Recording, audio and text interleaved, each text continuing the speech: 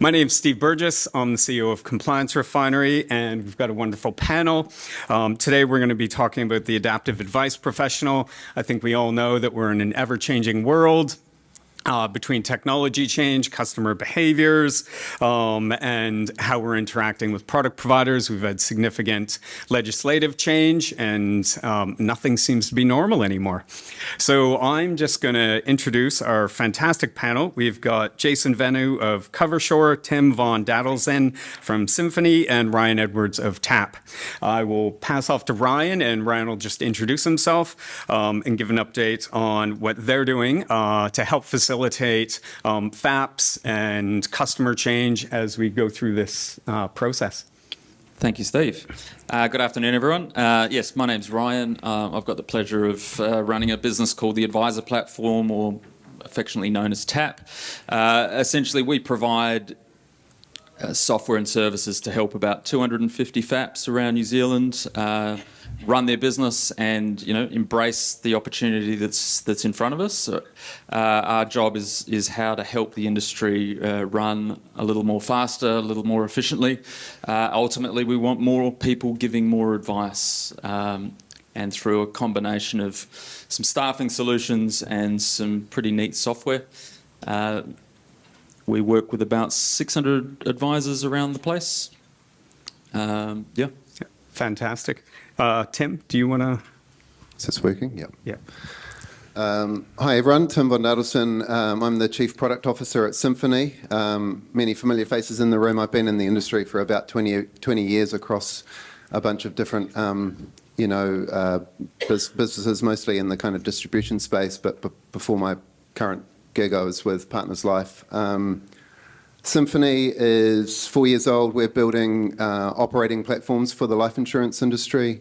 Started out in the payments space, building kind of very flexible, modular, customer-friendly, Netflix, not Blockbuster type payments functionality for the insurance space. And then, by customer demand, really ended up building full end-to-end policy administration for closed books, and now extending further into policy administration systems for open books. So, but I'm 4 months deep in that journey. So it's great getting back to kind of startup roots. Yeah, that's all from me. Fantastic. Cool. Yeah. Hello. Kia ora, my name's Jason. I'm the CEO of Coversure. Coversure is an insurance brokerage based out in South Auckland, but we also have an office in Manila in the Philippines. And one of the key things that I focus on is sustainable growth. And we found that through having that office in the Philippines, but also the use of AI, we've been able to achieve that. Coversure consists of 63 staff with 40-ish insurance reps and a whole bunch of financial advisors as well. So, yeah, that's me. Thank you. Fantastic. If anybody does have any questions, you can use the app to ask any questions. I would hesitate. We seem to be in a bit of a dead zone in this room, so you may not be able to get through. If you can't get through, just raise your hand, and Carissa will come over to you. Feel free to ask any questions throughout. We're going to go through different topics, so it would be topical if you've got a question to ask it as we're going along. We think it's a great group of people. We're really excited to get started. And yeah, we're going to talk just basically about the changing environment and how our world is shifting right now. So in terms of adapting to change, we originally thought we originally set up for this session and we said we're not going to talk about AI at all. And then the committee started talking. We're like, oh my God, we have to talk about AI. And then we sat down as a group and came up with some ideas. And oddly enough, we're only going to talk about AI a little bit. So you're kind of lucky because you're probably a little bit AI'd out. So the first thing we wanted to do, and maybe Tim, you can jump in on this. Could you talk us through open data and banking and how that's going to change what we're all doing in this space? Oh, cool. Yeah. Well, I don't know if there's been much talk at the conference. I've been out manning a booth, so haven't been exposed to much of the content, but I think there was a session on open banking. In my last role, we did a kind of a deep dive analysis with the help of the guys at Akahu to think about the impact of open banking on the insurance space in particular. And there's a whole bunch of possible use cases. Open payments is an interesting thing. I don't know how many insurers are thinking about open payments at the moment. That's part of it. Open payments has some massive customer experience benefits. For example, you can go and check if a customer has the funds in their account before you actually try to take those funds. So, that's great from a customer experience perspective. There was an issue with open payments for a while where it was looking like a customer might need to re-up their ongoing consent on a 12-month basis, and anyone that knows life insurance knows that would be a total disaster. But that looks like that's gone now. The other thing around open banking is a lot of needs analysis tools use a person's expenditure and income data in order to come up with recommendations for types and levels of cover. So you can imagine a situation now where you could dip in one-off consent to dip into a person's transaction data and then in real time analyse that data and put together a recommendation for that client. It's another interesting use case. And then further to that, you get into kind of open data for ongoing proof of, a financial position on an ongoing DI claim, those types of things. So it does go on and on. I think insurers should be thinking a bit more about open banking and open data and its impact on the industry over the next, say, 3 to 5 years. Yeah. And when are we going to see those impacts start to come through? Because I believe it's 81 days. Yeah. So I don't think that, for some reason, this is going to sound skeptical, I don't really see the insurance industry kind of paving the way. I think there's going to need to be some kind of normalization in terms of the average customer getting used to the concept of providing consent to dip in. And for some reason, I just don't think we're going to be that. But, once that normalization happens and that kind of, there's an ick factor to it, I think, which is misinformed and will actually go away when people get used to the formality that will come with providing consent and that kind of value exchange of, yes, I give you consent, but you need to be very, very clear what you're offering me in return. So I just think that kind of change of customer behaviour is going to take a bit of time to bed in. Yeah. And for me, interestingly, I think the innovation in the insurance space will probably come out of the IFA market before it comes out of the insurance companies. Yeah. Okay. Fantastic. And kind of just shifting or staying in that space in terms of innovation, we are going to talk about AI. Jason, could you maybe talk about how AI is impacting your business? Yeah, so just a bit of context. I used to live both here in New Zealand and Philippines, and I was travelling back and forth, and I got introduced to AI about 3 years ago. First, I thought it was a gimmick, and then I saw a test case, and it really opened my eyes. So we started building agents within our business that first was only for internal use to help us with recruitment, and then we started building outbound voice call agents. And I think the biggest thing that we found was that we thought that the consumer might not be ready to accept AI for calling and talking to. Surprisingly, they are open to it. In fact, most of the times when we're listening to calls for auditing purposes, they don't even notice it. And we've seen massive efficiency gains in terms of not just the agent outbound calling, but the fact that the platform itself is able to transcribe the conversation, upload it to our CRM, but also provide a summarised pain point, if there are pain points noticed in the phone call, to advise our advisors so that when they call the client, they already have a summary of what to talk about. And but the thing is with AI is that it's not going to replace us, because I'm a big believer in life insurance or the services that we provide. It's an emotional product. And as great as there's all this talk and all that stuff about AI, it can't feel. We're not selling a phone. We're selling a piece of paper that basically promises that someone will be there in the event of a claim. And that's one thing that AI can never do. So can it help your business with efficiency gains? Yes. But can it replace you in terms of providing a service to your client base? No. Well, not yet anyways, but we'll see how we go. Ryan, do you want to talk through what you guys are doing? Yeah, look, it's all about removing friction. We live in an incredibly data-hungry industry across risk and banking. But man alive, the transfer of that data and being able to mine it and use it effectively is incredibly difficult.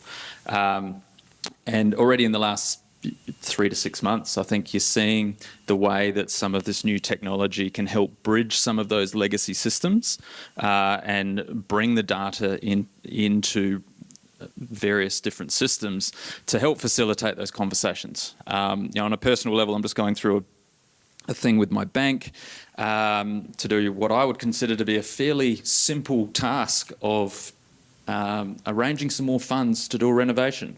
The amount of ridiculous data that I have to provide that the bank already has seems quite incongruous. So how can we take the data that is already out there and use it to inform clients, use it to prompt and drive some of these conversations and identify other opportunities to help? And to Jace's point around having, if it's a computer-driven conversation or a person, it's more of the benefit of those conversations are actually being had. Doesn't really matter how it's being delivered, as long as the client is seeing the value. I think we're seeing conversations that are having more impact because of that data and actually being able to harness it. That's where it becomes really exciting. Yeah, fantastic. We've got a question, but I'll just let Tim go first, then we'll jump over. What was the question? Just kind of talking about AI, and how it's kind of, I think there was a little while where we were like, oh, it's going to be here at some point, and now it's here and it's past us. And we're sitting there going, oh, wow, it's way better than we thought. But it's only got certain applicable uses, I think. Yeah, well, I guess from an insurance company's perspective, there are, to Ryan's point, there are some moments where we ask quite an unreasonable amount from our customers, like the underwriting process, the 50-page application form. There are ways that you can get around that, but usually those ways are by charging a higher premium to pay for a less healthy book or having a crappier quality product, that 3P thing, price, product, and process, choose any two. I do think that AI kind of makes it possible maybe for the first time to start choosing all three.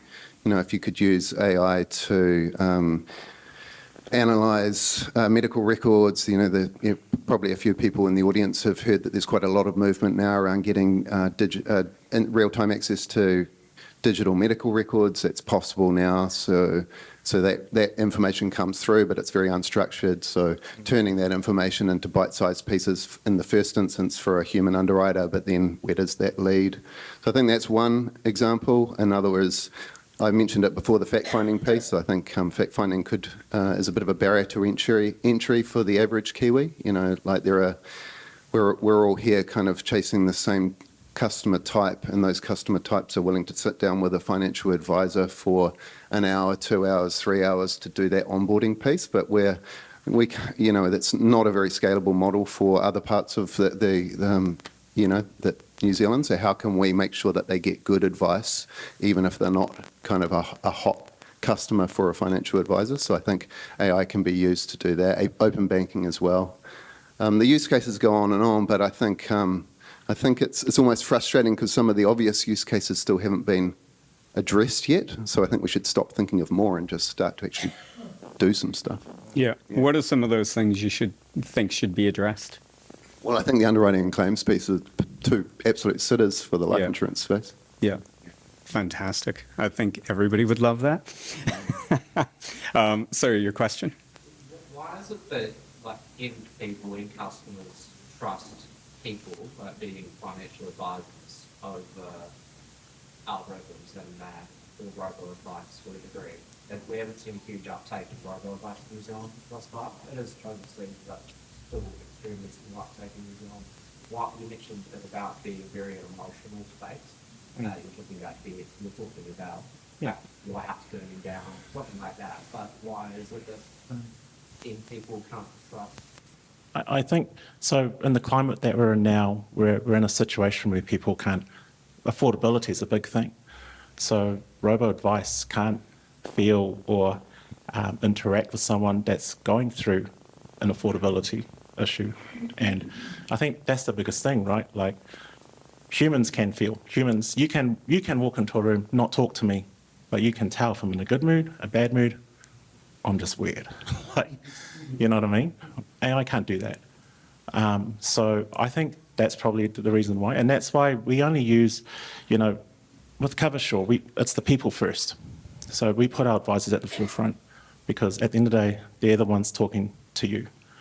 AI is great behind the scenes, but being at the forefront, AGI could change that, but I don't know. Yep. I think it's twofold. I think it's making the assumption that people are actively seeking help through these parts. I think that's the real opportunity for the whole industry, is how do we get more people seeking advice? On the mortgage side, you've got a desire product, so people are generally, and I think I've got a reasonable amount of experience, people are far more willing to sit down and key in a whole lot of information or divulge a lot of information because they really want a house. Sending someone a 20-page PDF to talk about life insurance is obviously a larger barrier, but where AI can help is to streamline the harvesting's a terrible word, capturing of that information. But yes, to Jace's point, it's still very much on the risk side. How do we engage and how do we land the plane in terms of taking information and actually turning it into a tangible outcome?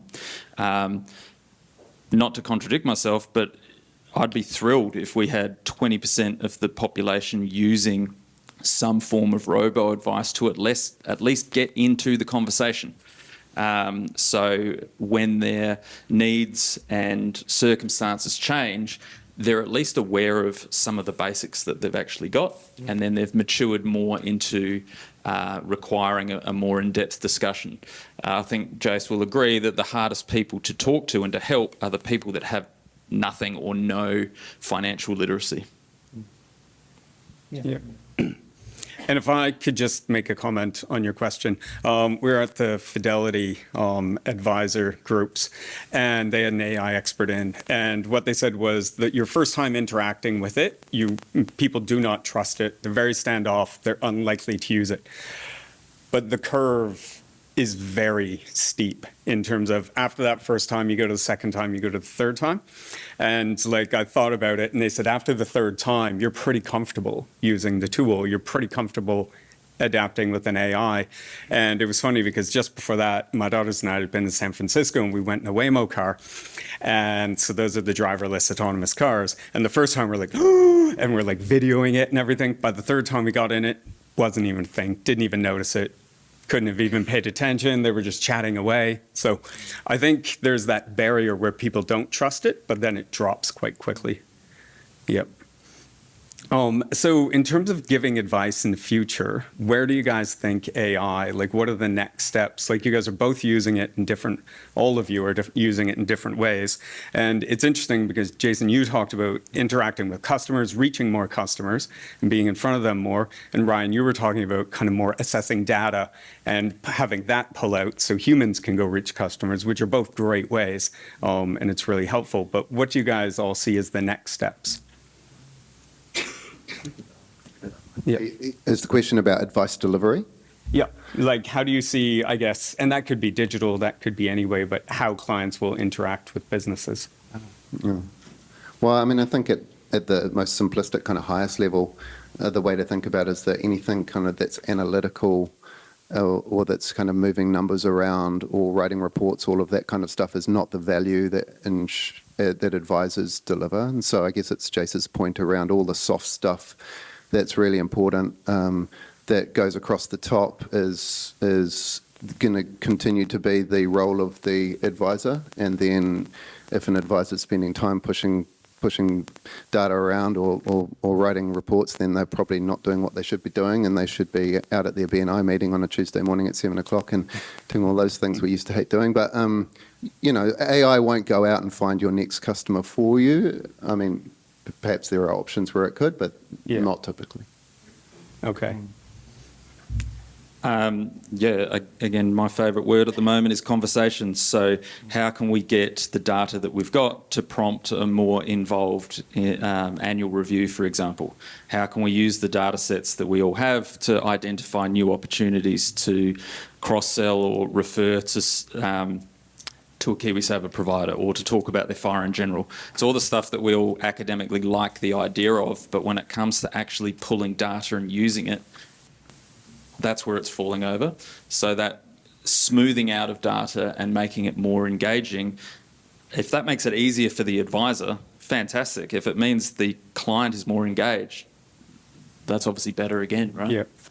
And just quick follow-up. Do you find that the issue in it pulling out good data is the quality of the data, or the... Yeah, well, that's the $1 million question. So what data is it pulling, and where is it coming from, and is it any good? We've built a couple of AI tools within platform. A simple example is a policy reader. So as people are doing quotes or analysing existing data, we can drag and drop the policy information in, and it will pre-populate. It's very, very clever stuff. But guess what? It's not 100% accurate 100% of the time. So with all of these AI tools that are out there, we've got to be very careful that we don't go boots and all and completely trust everything, because it makes mistakes and it can get things wrong. So it's just being quite careful with where the use case is, and not going full noise into a dark alley without really knowing what's going on. Yeah. Just on the accuracy thing, I read something a while ago now, but it's always stuck in my mind, and I find it quite useful, because there was the concept of AI hallucinations that we've all heard of, but back when AI companies were first kind of spouting their wares, it was all about VC money and attracting VC invest, and so the industry itself invented some of these words because they sound really good. Something hallucinating, something kind of sounds nondescript and kind of almost cool. But then there was a serious study put together, this kind of argument, a serious argument that actually what it does is it bullshits, and that there's no better word. Like, bullshit is actually the perfect word for what it does. It's a professional bullshitter, because it doesn't hallucinate. It just doesn't understand. To hallucinate assumes that it knows the difference between what is correct and what is not correct. It has no idea of what is correct or what is not correct. And it's a useful thing to keep reminding yourself that if it gets it wrong, it doesn't know that. It could never know that. It is just, it's actually getting it right based on bad information. So bullshitting is quite a good scientific term, I think, to use instead of hallucinations. We have a much stronger word in the office, but yeah, it does, because there's a test case being done on us at the Asian Institute of Management on when we built our first agent named Alfred for recruitment purposes. And Alfred, hallucinated. I use a nice word because my wife's here. Alfred hallucinated, and we were trying to figure out why. And then we noticed that if it's too broad a range, it'll hallucinate. So what you do is you break your tasks up into smaller ones, and then you find the rates of hallucinations significantly drop. So without agents, they don't do the complex stuff. They do the easy stuff. But the easy stuff adds up. And then you add that time up into FTE savings. That's where we're gaining. I think AI has the ability to remove a lot of friction points within the business, but our goal is to improve accessibility to advice. At the end of the day, that's the biggest thing that's lacking here in New Zealand. So how do we do that? Because the generation that we're targeting live in an age of convenience. And I'm a big believer in that poor tools will no longer be a thing. It'll literally be, download this thing, and we'll call it Alfred. And it's just a blue dot. You hit blue dot. Hey, what's your name? What's your date of birth? Great. What do you need done? Change of address? Great. Let me know what it is. Done. portals will no longer be a thing where you'll have to go looking for information. You can just ask for it. And there's already test cases being done with it overseas as well. We have our business partners in the Philippines also looking into that form of interaction, and it's so far been proven to be quite useful because, again, we're in an age of convenience, removing friction points and making it easier for people just to get things done, get access to advice, or just to know something. That's my 2 cents. Yeah, fantastic. That's very good. I always say that we're all competing with Amazon. It's a little bit frustrating at times. In terms of outsourcing to different partners, what are some of the things you guys are looking for? Because there's, especially with AI, there's a lot of companies just popping up and getting off and running and advertising. But what are some of the things you guys look for in terms of how you do your due diligence and make sure that your client's information is secure? Do a quick Google of data breaches with Fortune 500 companies, and you'll find probably 500 examples. It's difficult, and the Wild West isn't quite right. But again, if you're not paying for a product, you are the product. So we need to be careful with the off-the-shelf products that we're plugging into our businesses and making sure that the data is being used properly and not being shared. And for most of them, if you read the fine print, they are using the data. Unless you've got the big ones, the Geminis, the Copilots and so forth. If you're paying for those products, it's quite clear that they're not. Even when we start to talk about offshoring or outsourcing of staffing, for example, again, that's an attractive proposition from a pricing perspective. But the industry is incredibly small, and it can be very inefficient if we're all out there trying to solve the same problem individually as individual businesses. So it's making sure that we look for and use and share in that IP, and we're not out there offshoring an HR problem, for example. Yeah. And so for you guys, because we've got 2 here who offshore, how does that work for you guys, and what, I guess, efficiencies has that created for businesses? Yeah, I mean, I like to talk to our service more of, rather than the offshoring piece, more of a managed service. So yes, whilst the staff aren't based in Auckland, what we're offering is a fully controlled, trained and recruited and managed staffing solution, as opposed to a traditional offshoring solution where you're finding and recruiting and then managing someone who isn't in your office and is somewhere else. And that comes with all of the joys of managing a staff member here. So again, it's making sure that from outsourcing or offshoring anything is going, what is the best use of my time? How am I making the most impact in my business? And if I'm spending too much time doing other things, how can I eliminate that or reduce it? And that's either through technology or resourcing. Yeah. Jason, do you want to comment on that? Yeah, no, I agree. And Jeffrey Baldwin, he runs the parent company to Deploy, was really good at helping us with some tips and advice when we were going over there to set up our office. One of the key things that I looked for was trust, security, and if they're real. Because you'd be surprised how you can look up online and look at outsourcing companies, and then you go to visit them physically, and it's just a shack. These guys are great at building flash websites, but you literally have to be there in person to scout them out, and that's exactly what we did. In terms of control, the thing is that a lot of these companies out there will say, yep, they work for you, but between the hours of this time and this time, they're working for someone else. And it could be someone else in an entirely different country, different sector, and for me, that risk of security and breach of privacy and data and all of that was a big deal for me. So we work with outfits that provide us with assurance that all data is processed on an independent platform that only we have full control of. And that took a long time to get, because there's a lot of people out there or outfits out there that won't necessarily give you the keys to look under the hood. I guess that's a blessing that I'm 6'7" and a giant when I'm in the Philippines, but but they haven't met my wife. No, I'm sorry. But in all seriousness, right? And the great thing is that you know, a lot of people, there was a little bit of backlash, but the backlash came actually from my inner circles. They were like, oh, you're taking jobs away from New Zealand. And actually, no, we're not. You know, to put things in perspective, when we started our operations in the Philippines, we started with 3. Now to date, we have 5 staff in the Philippines, and we have over 50 staff here in New Zealand. So it's sustainable growth, right? You're not going over there to be cheap.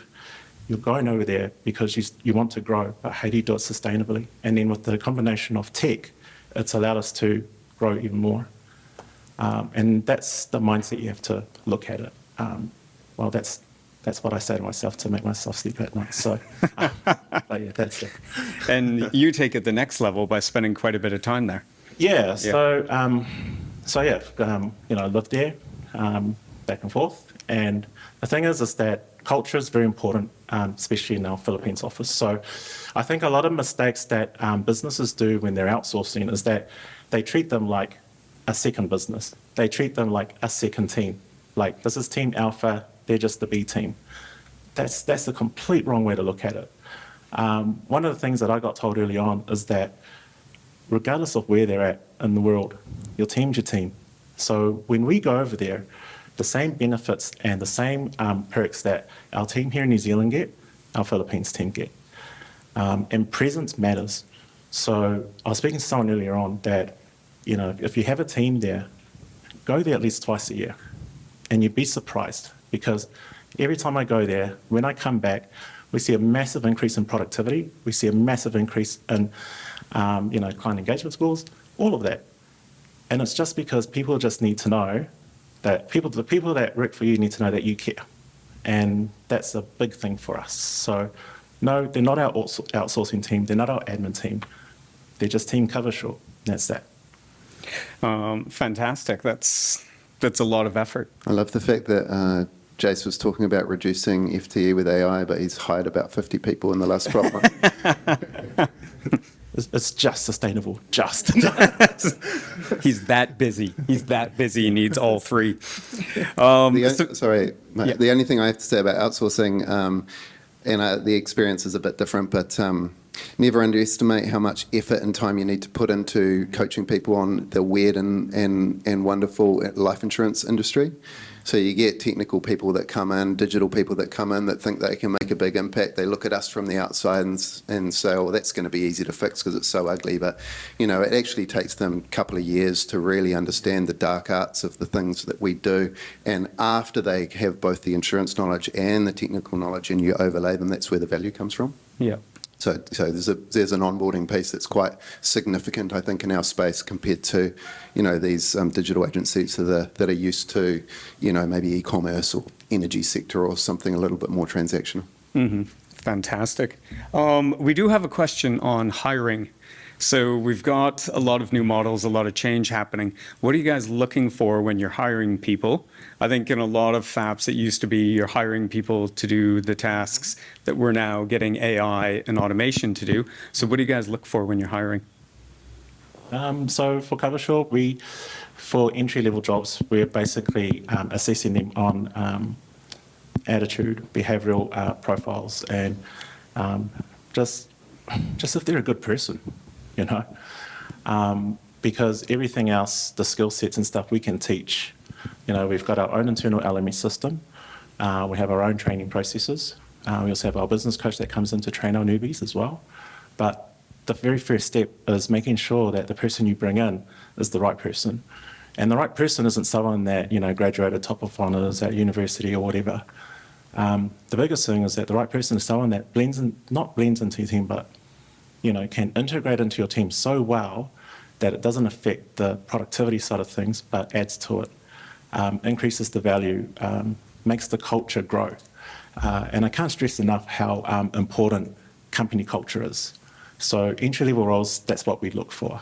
Any other roles that we look for, that's not with me, that's with our Chief Operations Officer right over there. So good luck. Yeah, echoing Jace, culture and fit. So we do work in a reasonably niche industry, but every industry has its own idiosyncrasies, right? So that can be taught, but if you have someone that doesn't have drive and isn't a good fit and doesn't work with the rest of your team, it becomes very ugly very quickly. At an advisor level, again, our staffing solution is not about replacing the people that are working in the business now. It's quite the opposite. It's about how do we free up their time to do more of the value-added part, more of the relationship management, more of the claim management or your mortgage servicing work. So yeah, when we're sort of coaching advisors who are in that expansion journey, it's helping them to be really clear around what's the problem that you're trying to solve. Is it a day-to-day administrative burden? In which case, let's start looking at technology. Let's maybe look at something like we offer in terms of the managed staffing. If it's a servicing and scale and growth, well, you don't actually want an administrator. You want a junior advisor or someone who can have that skill set to move into that sort of role, because servicing people and being good at the back office grind, they're two very different skill sets. And it's rare that people are genuinely really good at both at the same time. Fantastic. We're going to shift gears a little bit and talk about the changing customer behavior, which all businesses are having to deal with now. I think the expectations, and we touched on it earlier.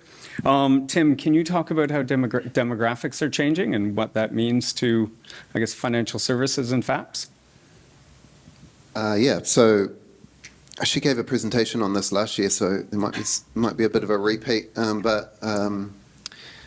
Yeah, I think, well, so if you look at where the millennials are, well, first of all, stepping back, in the life insurance space, the typical triggers we all know are, taking on financial responsibility, first home purchase, having to care about more than just yourself, so, children, all those typical triggers. And so that gives us a bit of a typical age window. Obviously, that's moving over time, but a typical age window. So if you were looking at that window and thinking of who is entering that window, then that is our typical, those are our typical target for all of our kind of activity for lead generation, all that kind of stuff. And Gen Z, I think by 2030, the average age of Gen Z is going to be 29 years old. So they really are now starting to become a life insurance customer, which is super interesting. Millennials, they were very, very early, quick adopters of technology.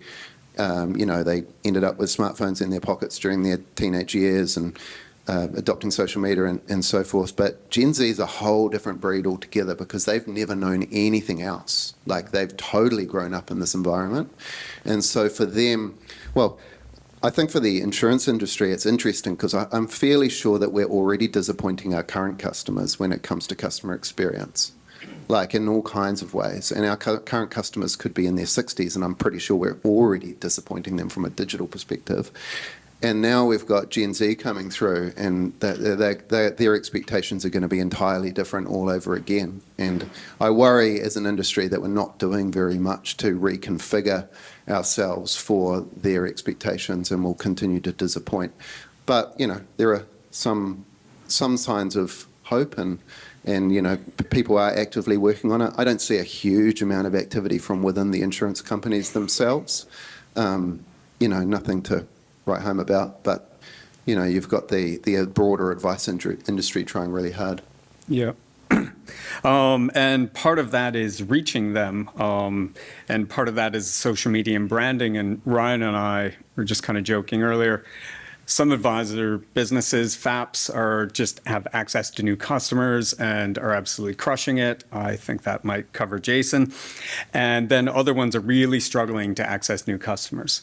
Can you guys maybe just talk through what you're doing to reach new customers, and what you see some other businesses doing that obviously isn't working that well? So this gentleman right here, 21 years old, and he's our content guy. And 3 months ago, our average views on Instagram was 700. And I thought that was pretty cool for an insurance guy, because I already know, like, other insurance people getting less than 100. But we wanted to be different. And so we came up with a plan. And just through, research and talking to people and feedback, we want to sell insurance. So, like, what's going to make you, like, engage with us on social media? They hate insurance. The key word that came across was cringe. And so I think what we did was, well, rather than trying to fight that, let's use that. And we're probably the only insurance company in New Zealand that uses social media. We have, I don't know, close to 100 videos online, and none of those videos talk about insurance. Since then, we've now got over 55,000 views. We now have people coming up to us saying, hey, we've seen your videos, they're cool. And if you want to know what they are, just look us up on Instagram. It's like my wife watching a basketball team that we sponsor and the team is losing and she's swearing her head off. It could be me walking into the office, our brand new office that we just moved into, right, like last month, and the sign's fallen down. And we had a blessing, I think, that day. So the thing is that the keyword that comes through to us is relatable. So if you're wanting to connect with people out there, relate to them. Post things up that they can connect with. No one's going to watch a video about insurance. But people will watch a video about Pam watching basketball or me freaking out because our sign's falling down and we got an office blessing that day. And that's all real, Yes? If you don't mention insurance, how does it convert? Okay, so yeah, good question. So when we started the campaign online, we then were at the Baby Expo. And we're the only stand where we didn't scream insurance. The great thing is, though, is that people saw the brand and they came up to us and they said, oh, we love what you do. So in a roundabout way, we're not using our social medias to convert leads. We're using it just for exposure, because when we are at events, it softens the, makes them warmer to come up to you. And that's awesome, because when they do come up to you, that's how you convert it. That's when you engage. The other cool thing as well is that when we have stands at certain events, we don't scream insurance. It's going to sound bad, but we don't wear suits. We just wear T-shirt and jeans and Air Jordans. But they come up to us and they ask, what do you guys do? Oh, we do insurance. And the first thing that they always say, oh, I've been meaning to get that. But the thing is that there's an automatic thing in us where if we see something that we cringe about, we avoid eye contact. We look the other way. So in a roundabout way, we're tricking them into coming to see us, which is bad, but good for us and good for them. And it's working. So yeah, I hope, you guys use that, because we want more people to get covered. That's what we want. You very much just proved Tim's previous point by breaking out the word cringed. And it was interesting because possibly the youngest person in was asking the question. Ryan, what are you guys finding? Because obviously you've got some of the same observations as us. Yeah, I don't think anyone's looking to buy insurance or engage with insurance through social media, but it is a brilliant way to build rapport, break down some barriers. People deal with people they like and people that they're familiar with. So it's not difficult to put some content out there. And the more you are seen, if the opposite is, if you're invisible in this world, for a huge chunk of the population, you are never going to get any clients at all, because the first thing that people are going to do is jump online and try and see who you are and what you do. We've gone from these mobile phones being always on and people answering the phone. I'm terribly guilty of it, but I think my phone's been on silent for about the last 4 years, because I don't want to answer the phone if I don't know who it is, which is great for business development. But just in terms of that changing mindset of how we want to access data and access relationships, without being slightly cheesy and slightly old school, where we're also finding a lot of success with our advisors, if you can actually free people up and get them to focus on what they should be doing and what they're good at, and give them data that means they can actually identify servicing opportunities, they actually go out and drum up quite a bit more business than when they're drowning in the day-to-day or trying to pull data across 3 or 4 different systems. That's been a really rewarding piece of feedback that we get, that advisors with a properly structured and well-resourced business, they can actually run it with more direction and intention rather than jumping on hand grenades all day. Yeah. Can I add to that? Yeah, and that's a good point. And I think one thing I forgot to say earlier on, but definitely complements, is that if you have the right systems or platforms in place, and if you have, outsourcing staff and also maybe even use of some tech, one of the benefits that we've seen in our team is that it's not just increasing in efficiency or productivity, but it's also increasing in volume. They're able to see more people. We're estimating maybe, at first it was like maybe 1.5. Now it's hitting 2. So for every one person that they're able to see, now they're able to see 2. And that's I'm not saying like they're getting 2 sales, they're just able to see 2 more people because they now have the capacity and the time to. And it's not affecting their mental health. It's not taking time away from their families. It's just enabling them to work smarter without necessarily working too much harder. And that's one of the coolest things that we've seen in our team. But yeah, systems, processes, key. And if anybody has any questions, feel free to raise your hand if you can't get on the app. But a good question from the app is, what are you guys seeing overseas that you're able to bring into New Zealand or that you're using to role model your businesses for the New Zealand market? Do you want to jump on that one, Tim? Yeah, well, I mean, our business is a software business, so the question I think is probably maybe pointed more here, but yeah, I don't know. I think the thing that makes New Zealand very unique is how insurance gets distributed, and the fact that it's been the way that it has for so long, and every insurance company and IFA has kind of configured themselves around that distribution strategy. There's been a lot of cautionary tales in the direct-to-consumer space here in New Zealand, and it's never really taken off yet in the way that anyone thought it might. And so when I look overseas, I guess my point is you always need to be very careful getting inspiration from overseas because the world here is its own unique beast. Yeah. When I was running the Life Direct business, we hit a ceiling on our growth at some point, and I was it could easily have been bad management, by the way. But what I actually think happened is that we kind of reached a ceiling in terms of latent demand. If you were to stand on Queen Street with a clipboard and ask every single person that walks past you, are they in the market for life insurance today?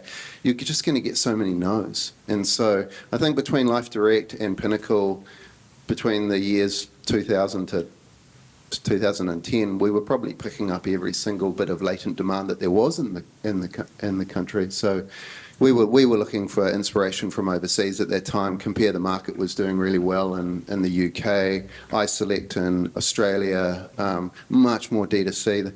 The Southeast Asia is super interesting at the moment. There's so much D2C. But we're just a bit of a different beast. So I haven't quite answered your question, but I do think that it's always important not to look for inspiration outside without making sure that you filter it with what's going on here, the market here. Yeah. Yeah, I think we're very lucky to have the regulatory environment that we find ourselves in, even though it's been an adjustment for the industry. But you don't need to look too far to see some fairly terrible outcomes from regulatory overreach and how that's crushed the advice sector in Australia in particular. So certainly, despite being Australian, I certainly don't take any inspiration from what's going on over there. The other thing that we need to be really conscious of, and something that we're incredibly passionate about, is, again, increasing conversations. There's just not enough financial literacy compared to other jurisdictions around the world where people are proactively seeking advice. So how do we broaden that net? How do we, at a nation level, how do we get the conversation not about the products, but about the benefit of actually receiving some advice and how that not only helps the person, but it also can help the country as well? I think the regulations have been great. We've all sort of talked a lot about compliance and governance, and I think we've pretty well got where we need to be. The next step is how do we turn the fire hose on and how do we get in front of the people that would actually really benefit from advice, rather than us all focusing on that 10 or 20% that are actively engaging in that space. If we can unlock that, that's bloody exciting. Feels like a conversation that's been going on for a while. I've said the same thing a number of times, Steve. Yes. Yeah. But I think, I think back a few conferences back, it's been the same conversation about getting in front of people. Yeah. Jason, what about you? You seem to take some inspiration from overseas businesses. Yeah, like I think for inspiration-wise, it's more at a strategy level. So I tend not to look at other insurance businesses overseas for inspiration. Like I look at McDonald's, I look at Coca-Cola, and we apply certain principles that they do into our business. I love that red ocean, blue ocean theory. I'm a really big fan of that. But if I'm being honest, inspiration comes from within our business, because if you have pain points in your business, that's inspiration enough. You know, if you identify a pain point, go look for a solution. That's the easiest way to find inspiration. And man, we've had a lot of pain points, too many pain points. The knives are still in my back, and but it's true, right? Yeah, and there are some awesome things that have been done overseas, but I think you're right. Like, this market's completely different. Uber, when it launched in the Philippines, was going to be this massive thing. However, it didn't take off. A Singaporean company ended up buying it because they were using a company called Grab. So just because it's like big and flash and shiny doesn't mean it's going to work here. And that's something you need to be aware of. And that's one of the mistakes we also make. So, yeah, thanks. In terms of, we're dealing with an industry that's changing very fast. What are some of the handbrakes that are on it kind of going even faster? And I think, you could think about product providers and that kind of thing. Tim, you probably have a fair bit of experience in that space. Yeah, I think product providers in the industry are definitely a handbrake on innovation. There's so many things they could do to enable the industry to do better. It's one of the things that drives us at Simfuni is that we want to make sure that the technology stack that a customer happens to be sitting on doesn't actually negatively impact the customer experience that they have. And it's so typical in the New Zealand market. The insurance companies aren't growing through organic growth. They're growing through inorganic growth, M&A activity, everyone consolidation, buying books, and what they end up with is a big Frankenstein tech stack of lots of different legacy systems. And so anything that looks like innovation looks very, very expensive and very, very difficult. So that's actually a key thing that we're trying to solve at Simfuni, is making it much, much easier for customer experience to be representative 2025, not 1995.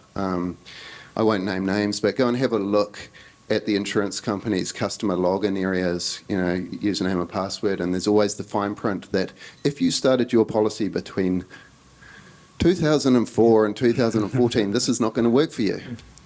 It's not really acceptable that just the random fact that you sit on this old dusty tech stack means that you can't have a decent customer experience. I think COFI and the Contracts of Insurance Act is hopefully going to help iron that out. And so, yeah, I think the insurance companies have got a lot to kind of answer for in terms of, yes, it's difficult, but you could have got started a long time ago. Yeah. Couldn't agree more, and I don't get excited about legislation too much, but COFI, hopefully that can have some teeth, because the bar is disgracefully low. I want to make sure I've got a clear path to the exit here. Across lenders, across the vast majority of the providers, most of my time is just listening to people bitch and moan about service levels and systems from both within the providers themselves and also the people that are trying to deal with them. And from a really simple customer outcome perspective, having 3-week turnaround times to do some of the most basic policy maintenance. I mean, if I ran my business like that, A, I'd be shot, and B, I probably wouldn't have a business to begin with. But for some reason, we've created a monster where we end up just tolerating it. I don't have the budget of some of these banks in particular, but it almost seems that there is no incentive, be it a carrot or a stick, for these big businesses to actually invest. And until they do, it's very difficult. Jason and I are doing a great job in our own little neighbourhoods, but we can't we can't do it all for them, right? Yeah. Yeah, I remember an advisor walking me through that they've got one support person that's full-time on hold with a very infamous poor core service provider. It could be either one of them, like from week to week, right? But it was amazing. They just said they sit on hold all day, then eventually they get a couple of minutes. Do you have a question? Yeah, I'm wondering how with all the work and the, you can hear me all right, can't you? Yeah. Oh, right, sorry.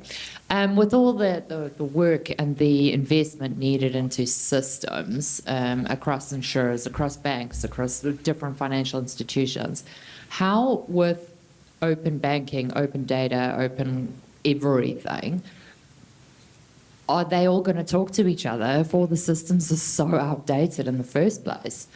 Is there not going to be a need for everybody to get onto a modern platform in order to then speak to the open banking, whatever it is? Yeah, hopefully, yeah. So, I mean, hopefully the CDR has insurance in their sites. We know that they do. I'm a lifer, so I worry that they're going to focus on foreign general first. But yeah, there should be a push from the contracts, the customer data rights legislation for insurers to actually have to kind of standardise and make their data more accessible, and the ownership of insurance companies need to be told that they don't. There's a lot of data that they actually don't own that sits within their businesses that they need to free up. I sometimes joke in the life space that maybe they don't understand what API means because API's always meant annual premium income. Like the number of times that I'm sure your business has been asking for APIs for quote data, policy data, probably yours too, Jace, and they're just getting daily data feeds.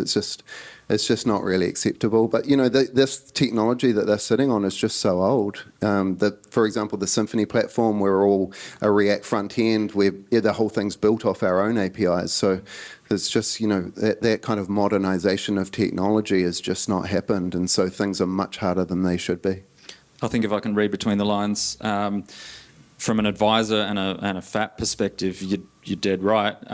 Hopefully, we're going to see this liberation of data, but most systems that advisors are currently using aren't that flash and aren't going to be able to take advantage of all that cool stuff. So, yeah, it's one thing to be able to have the data accessible, but you need to actually be able to access it and then use it. So that becomes a secondary conversation. And it comes down to making sure your systems and your compliance processes are SOC 2 compliant, even potentially HIPAA compliant if it's other data like medical records.